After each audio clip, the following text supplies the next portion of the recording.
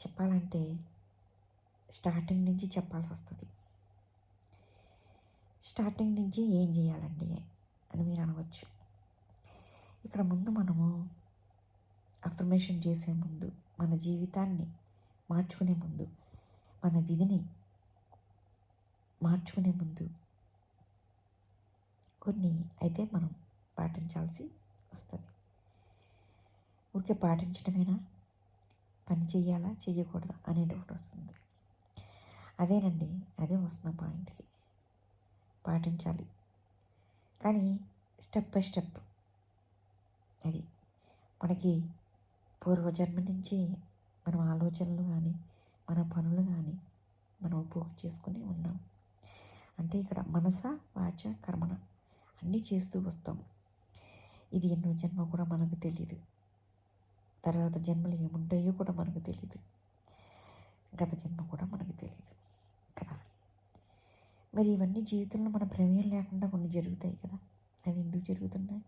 మనం అనుకున్నది తొందరగా ఈ జన్మలో ఎందుకు అవ్వట్లేదు? అంటే ఇప్పుడు అనుకున్నది వచ్చే జన్మలో పోస్ట్ పోన్ చేద్దామా? అట్లా మరి ముందు జన్మలు అవన్నీ ఏమైపోతాయి? అలాగే ఉండిపోతాయా? మనతో రావా? చెప్పండి. మరి ముందు జన్మలు అవన్నీ కర్మలన్నీ మనం ఏం చేద్దాం? ఆ పోగు చేసుకున్నవి ఈ జన్మలో మనం అనుకుంటే జరిగిపోతాయా? ఆ జన్మలో వస్తాయా రావా? ఇది చాలా ఇంపార్టెంట్. ఇది కూడా మీరు ఆలోచించాలి. అందులో కవి గారు థ్యాంక్స్ చెప్తే చాలు, అఫర్మేషన్ చేస్తే చాలు అన్నారు. కానీ ఏ విధంగా చేయాలి, ఏ విధంగా ఉండాలి అనేది వివరించలేదు. ఒకసారి మీరు అందరూ కూడా సీక్రెట్ బుక్ చదవండి. ఇంకో బుక్ కూడా ఉంది, థ్యాంక్ యూ అనే బుక్ ఏదో ఉంది, నేను చదివాను. అది కూడా మీరు చదవండి. కానీ చాలా పెద్ద పెద్ద గొప్ప గొప్ప కవులు రాశారు సీక్రెట్ బుక్ని. అందులో వాళ్ళ యొక్క ఎక్స్పీరియన్సెస్ రాశారు లోపల. ఆ ఎక్స్పీరియన్సెస్ నిజమా కాదా అనేది కూడా మనకు డౌట్ వస్తుంది కదా, అవునా? ఎందుకంటే మనకు కాలేదు కాబట్టి ఎక్స్పీరియన్స్ లేవు, డౌట్ వస్తుంది. నిజంగా మరి దేవుడు ఉన్నాడా లేదా అనే డౌట్ చాలామందికి, ఎంతమందికి వస్తుంది.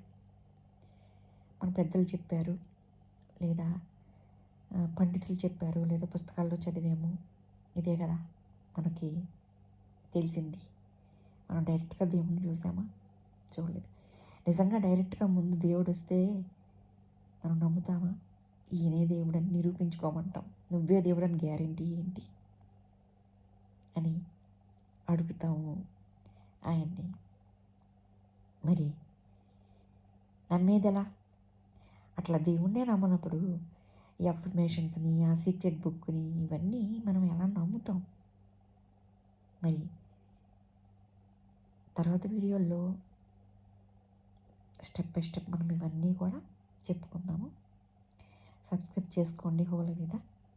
వీడియోస్ పూర్తిగా చూడండి, ఎందుకంటే ఏ పాయింట్ కూడా మీకు మిస్ అవ్వకూడదు. మధ్య మధ్యలో మిస్ అయితే మీకు అర్థం కాదు, వీడియో ఏ విధంగా అనేది అర్థం కాదు.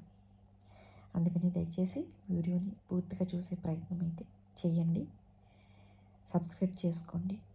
ఇట్లాంటి వీడియోలు, ఈ మోటివేషన్ వీడియో కాకుండా ఇంకా మీకు ముందు ముందు యోగా వీడియోలు కూడా వస్తాయి, హెల్త్కి సంబంధించింది, ఇంకా మానసికంగా ఉన్నవి వీడియోలన్నీ కూడా మీకు రావడం జరుగుతుంది. ఇక బై అండి, మరో వీడియోలో కలుద్దాం. బై.